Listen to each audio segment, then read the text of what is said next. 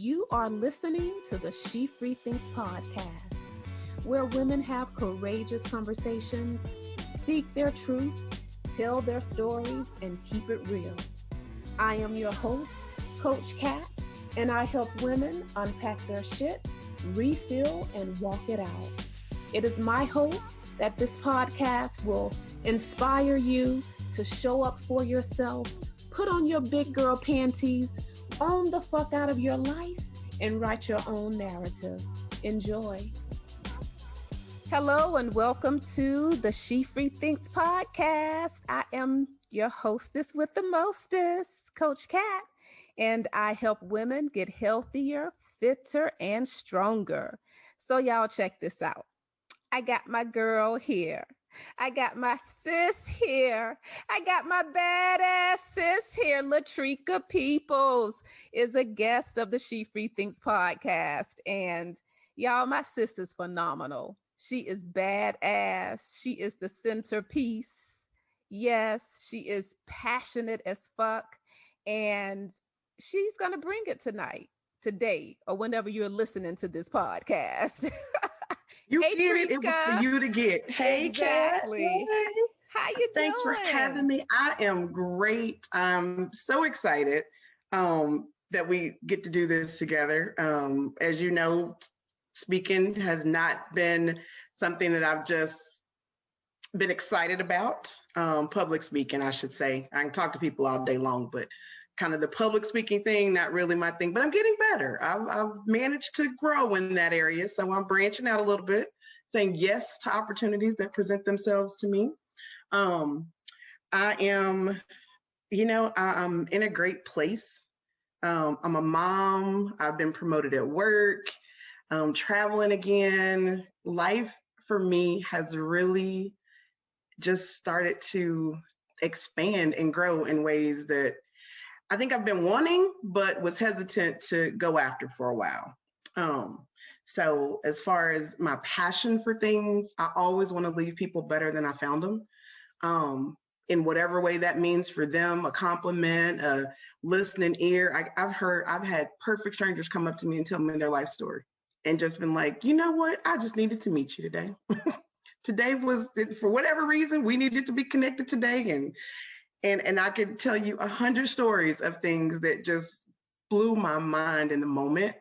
But because I know who I am and how I am as a person, and my passion for people, it was all a divine intervention in that moment.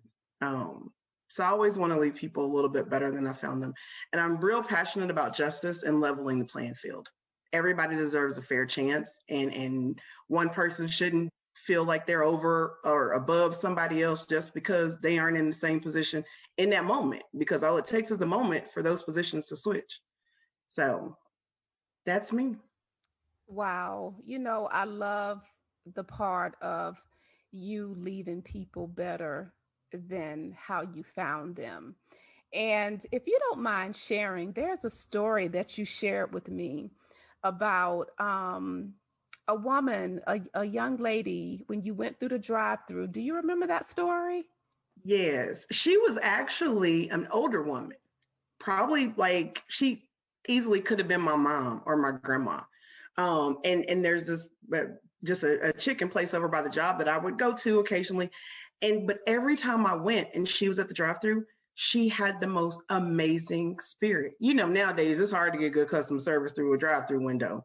It Girl, just yes. is. People don't like their job. People don't like what they make. Whatever the reason is, it's not. You don't normally get good service all the time. And she had consistent service that was great. And I said, today I need to say something, And I said, hey, can you grab your manager for me? I said, I promise it's nothing bad.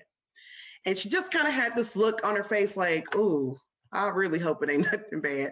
And I told the manager, I said, look, you have an amazing employee.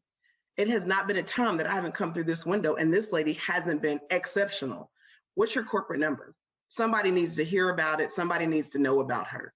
And when the manager gave me the information and walked away, the lady said, I have had a horrendous day. And that just made my entire day. Just that little bit of kindness for somebody. We all have the capacity to do that every single day. No matter what we going through, what we dealing with, we can offer kindness to somebody else. You know, one of my shirts, my She Free Thinks shirts that I have, it's kindness. It doesn't cost a thing. Sprinkle that shit everywhere. Everywhere. Exactly. Everywhere. And you know, the first time you told me that story, I got goosebumps. And you told me again, here I am listening to it again, and I got goosebumps. Honey, I love it because a lot of us, a lot of people, we are going through. I mean, you could be working in a drive-through at a restaurant, you could be in corporate America, you can be running your own business. All of us are going through something. You know, Yep. you never know what a person is going through. And so to know that you are sprinkling kindness around like confetti, and you sprinkling it every goddamn where is awesome. So I'm going to say thank you. Thank you. Thank you. I just try to live by example. My kids do it.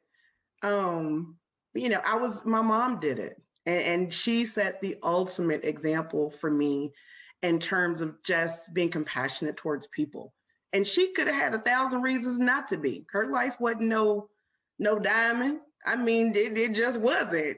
But my mama is the epitome of just kindness and class, and she don't care what nobody say. You ain't got to like me, but I'm gonna do me every day. It is what it is.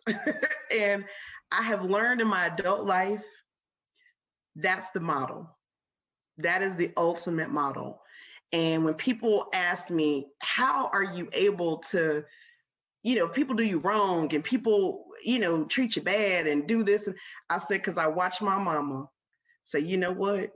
Whatever they needed or whatever they got, it was for them to have in that moment. And what's coming to me is going to come to me. So I don't have to treat them bad or do dirt back to them or any of that. Now, I'm kind of my daddy's child on that side, though, because I'm only going to take so much and then it's just going to. But I model myself after my mama, but I do have my daddy in me, too.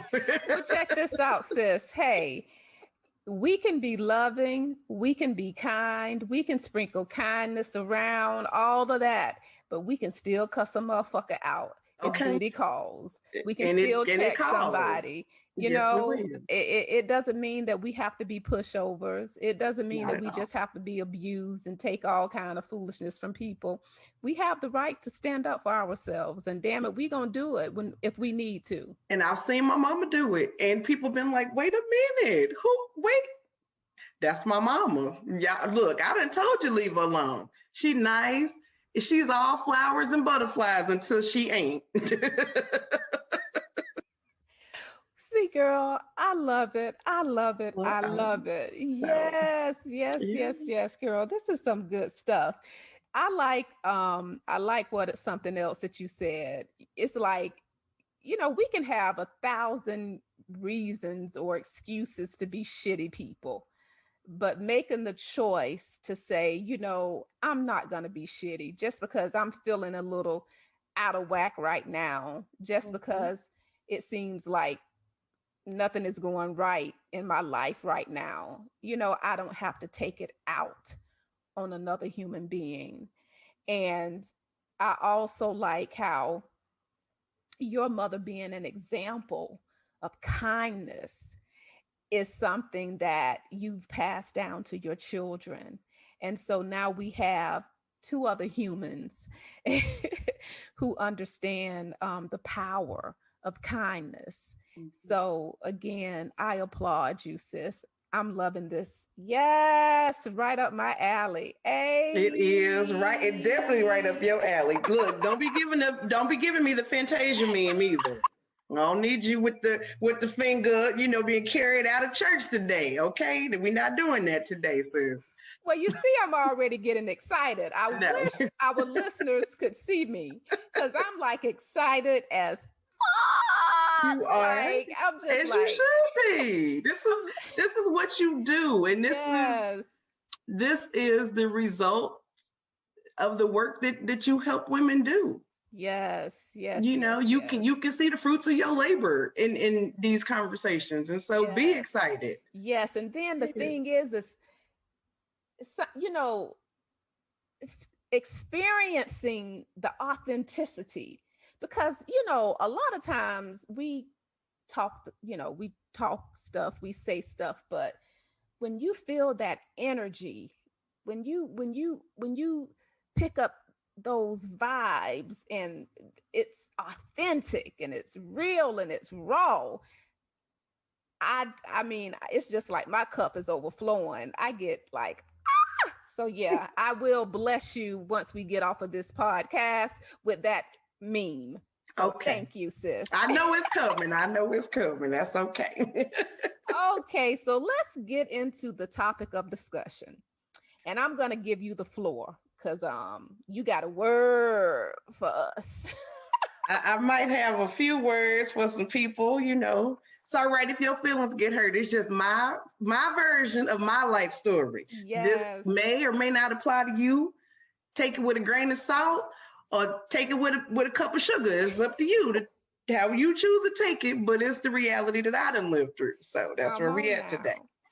now. Okay, so we are going to discuss the relationship dynamics of Black men and women. And then we're going to unpack trauma, trust, addiction, and all of that good stuff. Yes. So, sis, I'm giving you the floor. Let's start unpacking. All right. Well, I'm not an expert in any field. I just done lived a life. That's what I done. So I was married for 15 years, been divorced for 10. I've dated. Um, I've had relationships. I've had situationships. I've done some of it all. I didn't have a piece of it. What I've learned is people grow up and get into relationships carrying the trauma and the baggage of the childhoods that they grew up with. So for me, my father was an alcoholic. I had family members that were alcoholics. And addiction played a huge part in my life. I didn't realize it until I was older, right? Because when you're young, you think of addiction in terms of drugs, alcohol. You get older, you realize food is an addiction, sugar is an addiction.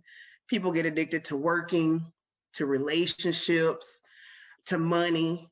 And addiction can be almost anything that takes you outside of who you are.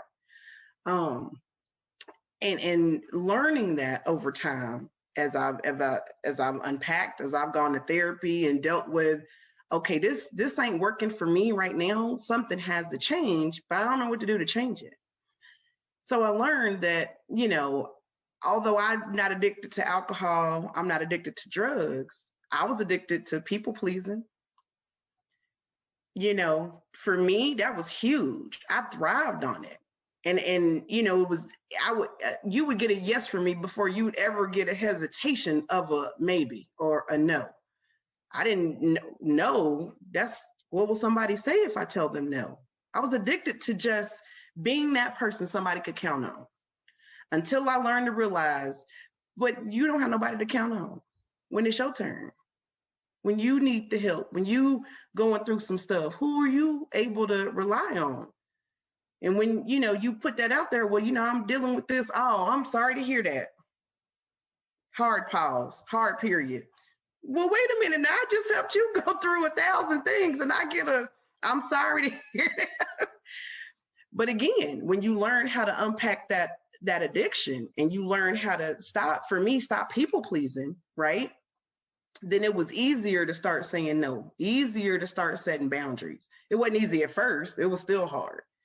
But a lot of that too, I found out, was it sparked from my father's issues. It was a generational thing. It just passed on down. Me and my brother, and I stopped it at my kids. I refused to allow that to continue.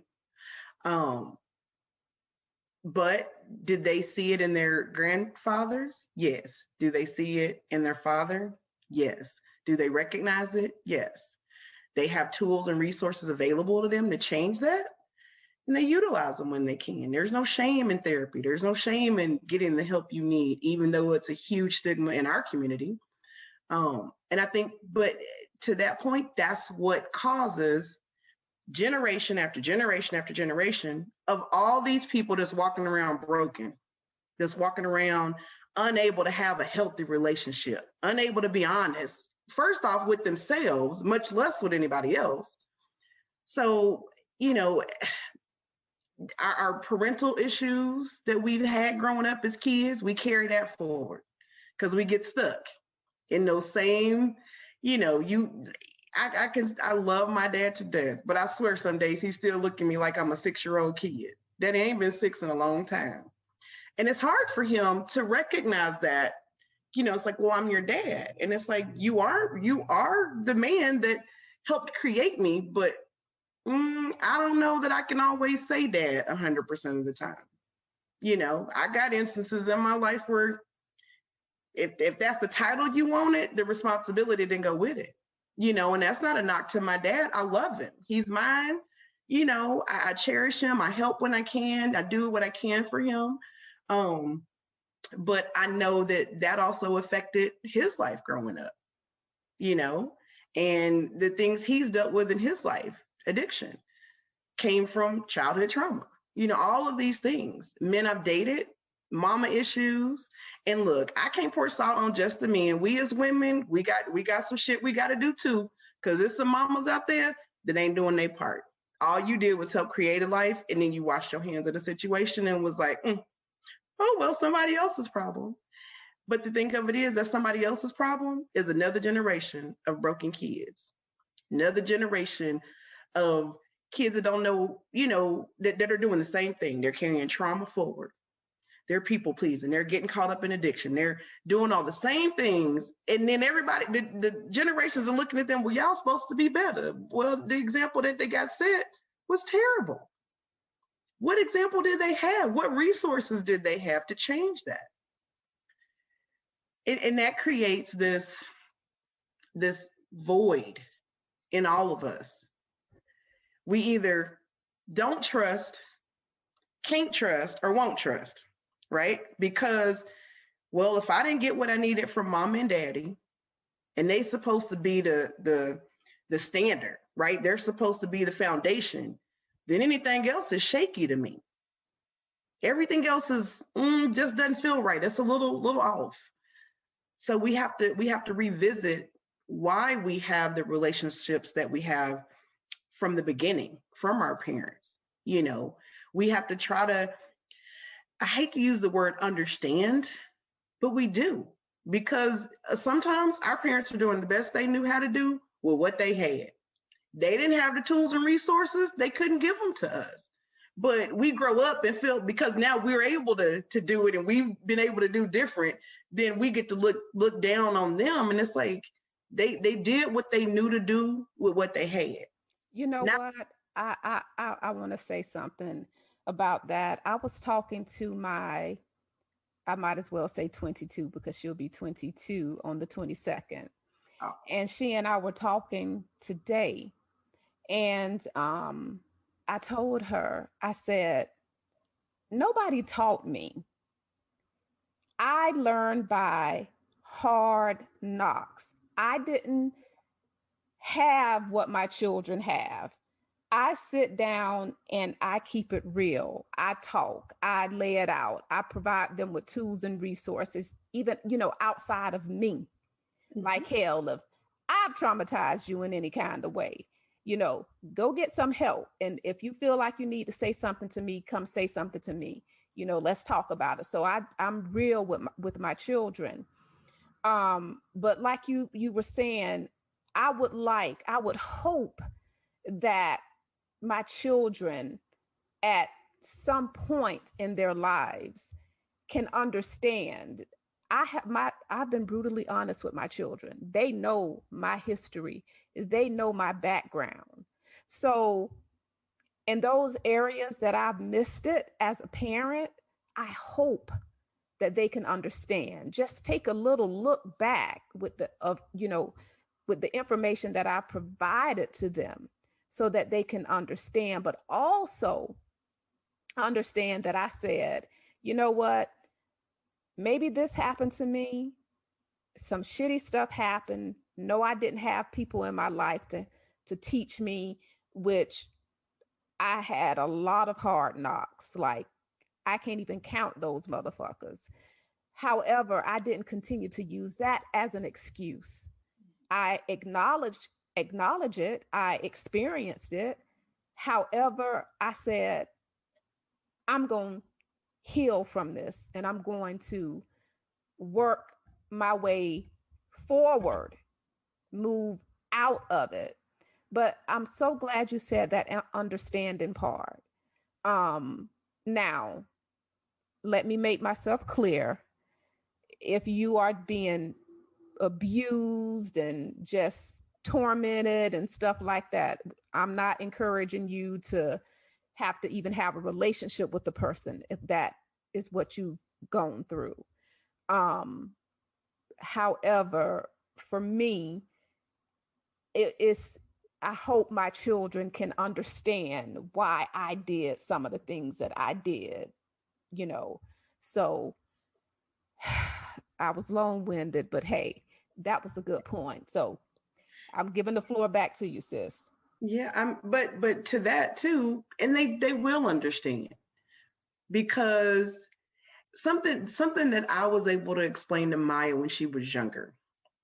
She's 18 now, but when she was younger, maybe 14, 15, she had friends that, parents didn't get along very well. They, like, me and her dad got along very, very well for a very long time after our divorce.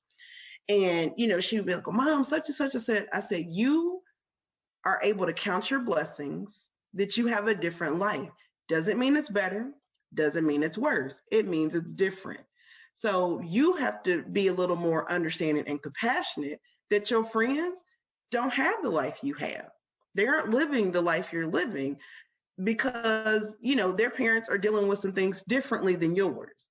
I said, so you just have to be mindful of that. And she has grown up and been much more compassionate towards people that have different backgrounds, different, family dynamics, all of that. And I'm thankful that I was able to explain that to her in a way that she got it.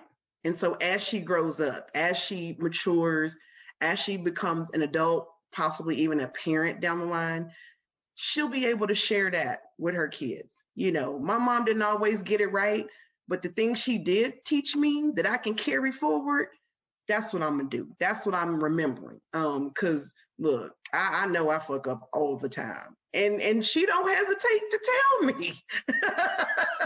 But that's the relationship we have, and my mom, I was very fortunate that my mom talked to us and had real conversations with us and was quick to apologize. And that's something I think enough parents don't do.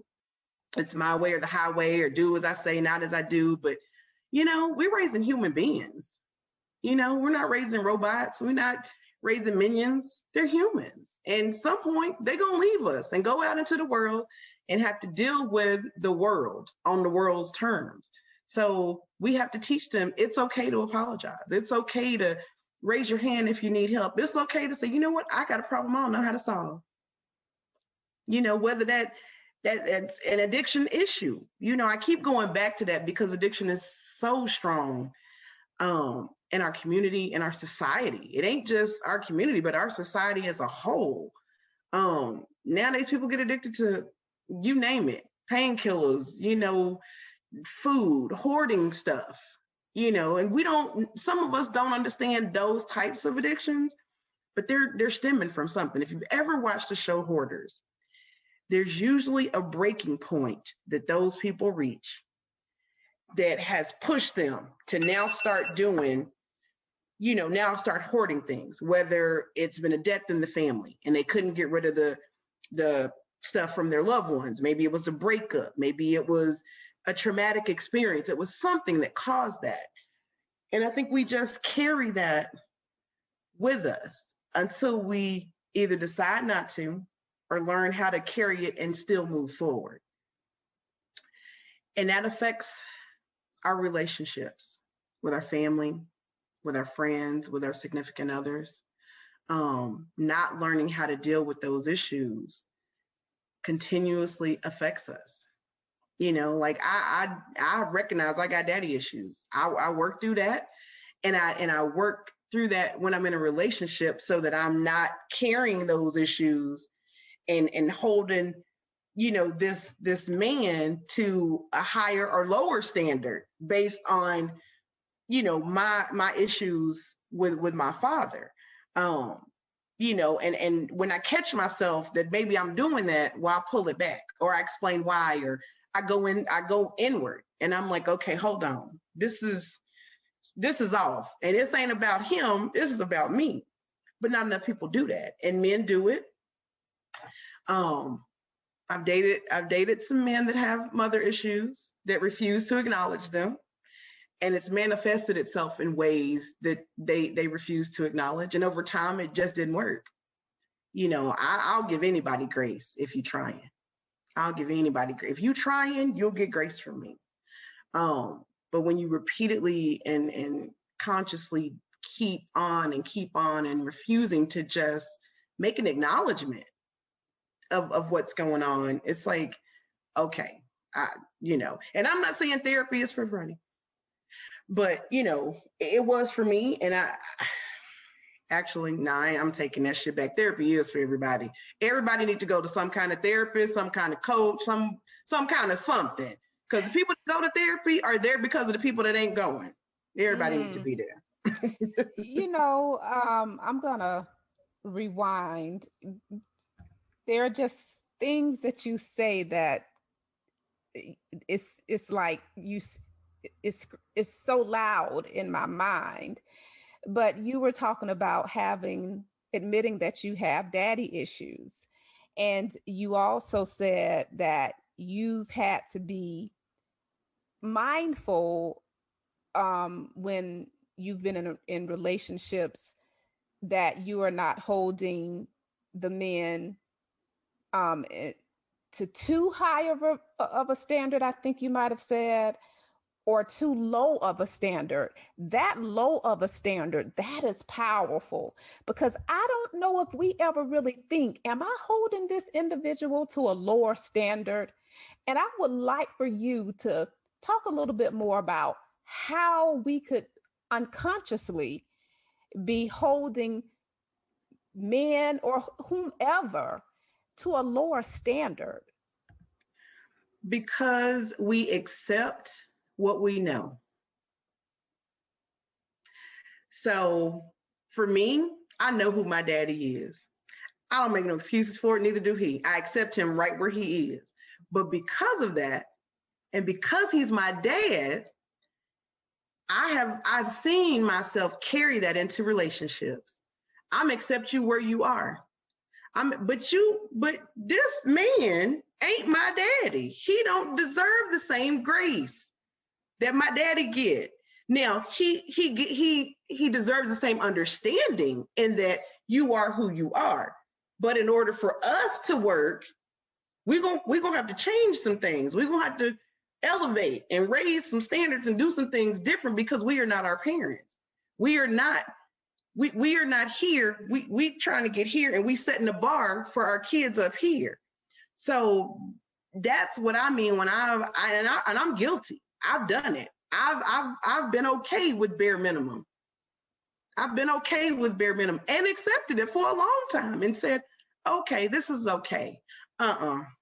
No, at the level that I'm trying to get to, that is no longer okay. I'm not coming down. I'm not stepping down any more rungs of the ladder that I've reached. If you feel like I'm somebody you're interested in, you want to talk to, you want to see, you want to meet on a different, you got to come up. But that took years. That wasn't overnight. That was kissing a lot of frogs. That was a lot of frogs that I had to get through to say, you know what? I don't want to kiss a frog. I want a prince, already a prince. And I don't mean in the literal term of a prince. I mean somebody who is where they should be. If they're not there, they working on getting there. and they putting in real effort, not lip service. Oh yeah, I'm in this rap game. I'm 45. I'm finna be a rapper.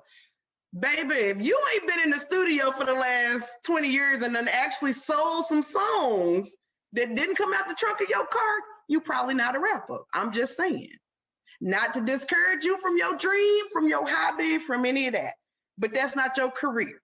So what's your career? What you focusing on? Where we going next? Because I ain't trying to be in the club at 2:00 Friday and Saturday and Thursday night because you on stage. That's not what my life is about. Oh, look, that ain't my ministry. Girl, let me tell you, I love it. And the thing is if you're used to only eating crumbs, only receiving crumbs, that's all you're going to expect.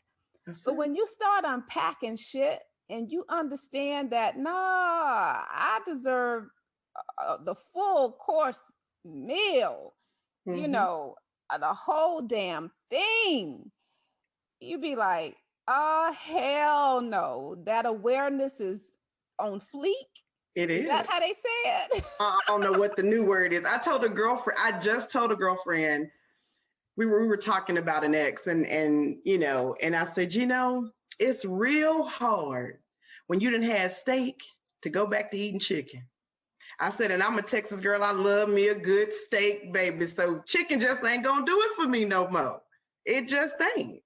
So I ain't trying to move and I'm not trying to backpedal. I want to pedal forward. And I think people have to start processing that because it's easy to go backwards. But that pedal forward, that can be hard.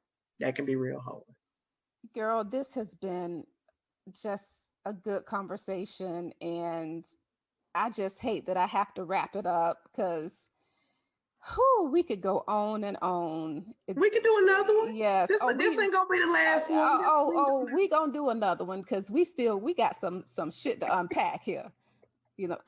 I just love it, and I oh gosh, just identifying and unpacking the million ways we allow people to feed us crumbs. It doesn't have to be a romantic relationship. You can be fed crumbs on your job. Yep. You can be fed crumbs, friendships. You really can. And if that's all you're used to, that's your normal.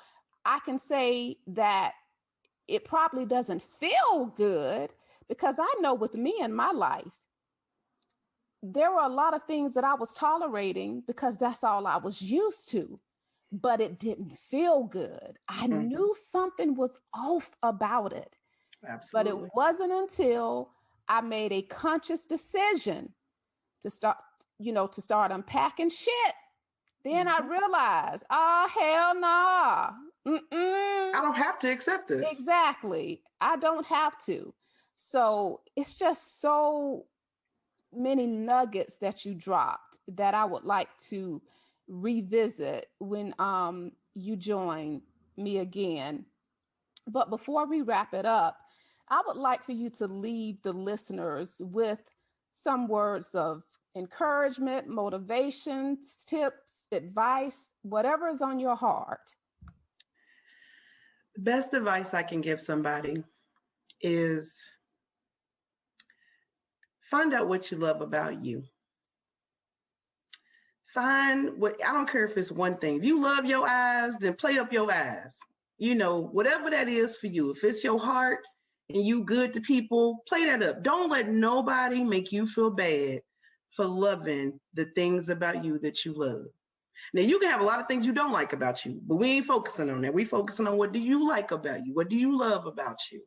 Focus on that.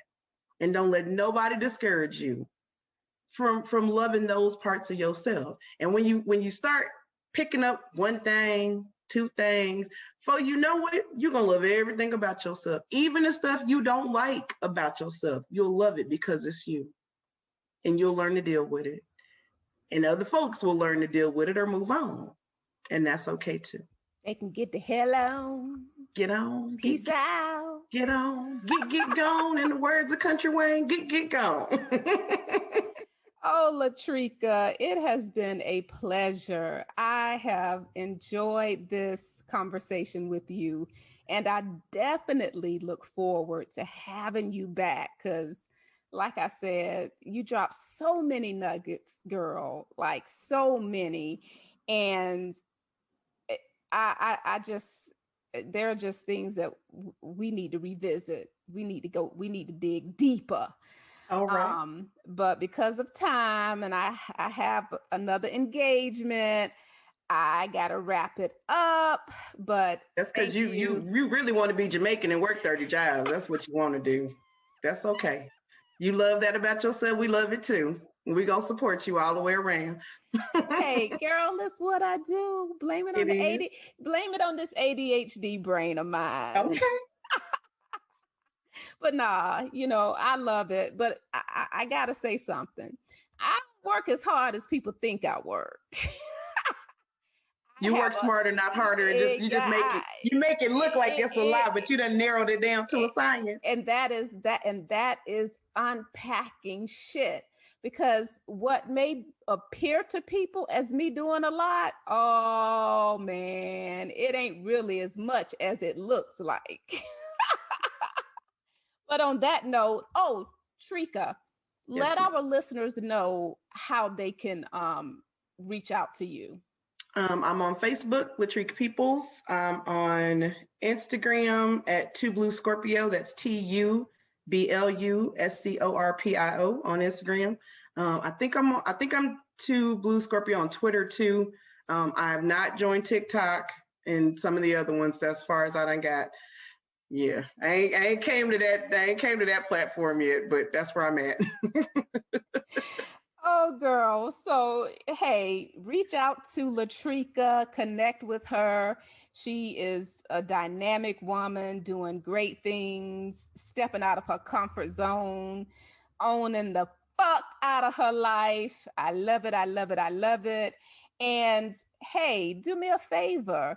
Send me a direct message, Katina J. Amoa on Instagram, and let me know what your thoughts about this episode. And also, what else would you like to hear LaTrika and I talk about? That would be great. Hey, you can find me on TikTok. I think it's Cat's Perfect, some damn name I came up with. But anyway, you can find me on TikTok. You can find me. Well, if you want to friend me on Facebook, I'm just going to tell you right now.